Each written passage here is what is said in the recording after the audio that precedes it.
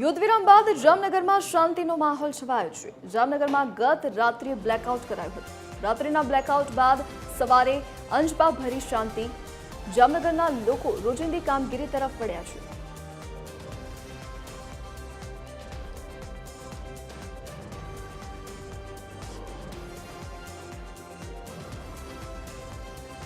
તો જામનગરમાં ગઈકાલે રાત્રે બ્લેકઆઉટની સ્થિતિ હતી, પરંતુ આજે સવારે શાંતિનો માહોલ જોવા મળી રહ્યો છે। સતત 2 થી 3 દિવસથી તણાવભરી સ્થિતિ વચ્ચે આજે લોકોએ રાહતનો શ્વાસ લીધો છે। યુદ્ધ વિરામની જાહેરાત થતાં તમામ લોકોના જીવમાં જીવ આવ્યો હોય તેવી સ્થિતિનું અત્યારે નિર્માણ થયું છે।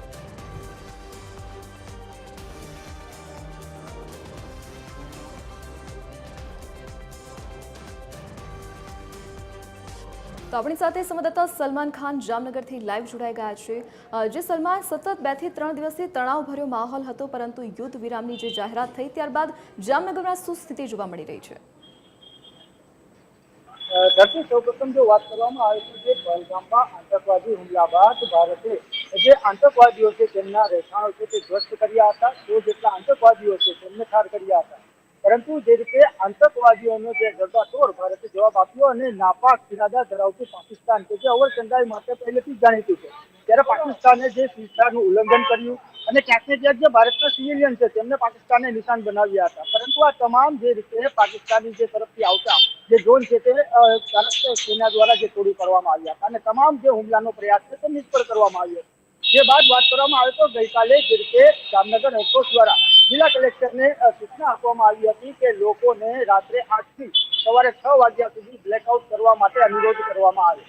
કલેક્ટર દ્વારા આ આદેશ છે તે પણ જારી કરવામાં આવ્યો હતો। વેપાર ધંધાઓ છે તે વેપારીઓ અને લોકોએ પણ જે તંત્રની આપીલ છે તેમને સમર્થન આપ્યું હતું અને એ વેપાર ધંધા છે તે પણ બંધ કર્યા હતા, પરંતુ ફરી ક્યાંક ને ક્યાંક જે રીતે સીઝ ફાયર એટલે કે અમેરિકાની દરમિયાનગીરી બાદ બંને દેશો વચ્ચે સીઝ ફાયર છે તે જાહેર કરવામાં આવ્યું અને આ બ્લેકઆઉટ છે તે હટાવવામાં આવ્યું હતું, પરંતુ રાત્રે ફરી ક્યાંક ને ક્યાંક અવળચંદાઈ કરતું આ પાકિસ્તાન જેને ફરીથી હુમલાનો પ્રયાસ છે તે કર્યો હતો। ડ્રોન છે તે ભારતની સરહદી વિસ્તારો છે તેમાં જોવા મળ્યા હતા અને તેને લઈને ફરી જામનગર જિલ્લા કલેક્ટર દ્વારા છે રાત્રિના 11 થી સવારે 6 વાગ્યા સુધી સંપૂર્ણપણે બ્લેકઆઉટ છે તે જાહેર કર્યું હતું। તમામ નાગરિકો છે તેને પણ સમર્થન છે તે આપ્યું હતું। હાલ જે રીતે વાત કરવામાં આવે તો જામનગરમાં તમામ જે રીતે રાબેતા મુજબ છે તે જનજીવન છે તે જોવા મળી રહ્યું છે। આ સીધા દ્રશ્યો છે જામનગરના કે જે વેપાર ધંધાઓ બંધ હતા, પરંતુ હવે વેપાર ધંધાઓ ખુલી ગયા છે।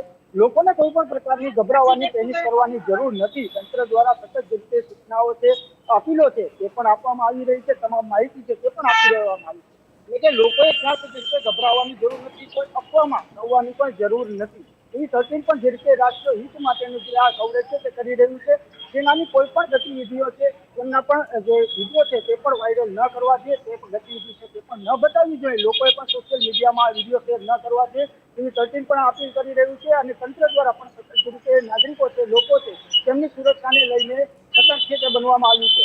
જામનગરનો દરિયાકાંઠો વિસ્તાર છે તે ગુજરાતનો સૌથી મોટો દરિયાકાંઠાનો વિસ્તાર છે, જ્યાં જે રીતે મરીન કમાન્ડો, મરીન પોલીસ સહિતની જે જુદી જુદી સુરક્ષા એજન્સીઓ છે તે પણ રાઉન્ડ ધી ક્લોક સતત જે રીતે દરિયામાં પેટ્રોલિંગ કરવામાં આવી રહ્યું છે। માછીમારો છે તેમને પણ પરત બોલાવી લેવામાં આવ્યા હતા અને આ માછીમારો સહિત જે બોટો છે તેમની પણ ચેકિંગ કરવામાં આવી હતી। નાગરિકોની સુરક્ષાને લઈને તંત્ર છે તે એલર્ટ મોડ પર છે, લોકોએ કોઈ પણ પ્રકારની ગભરાવાની પેનિક કરવાની જરૂર નથી। જી ધરતી।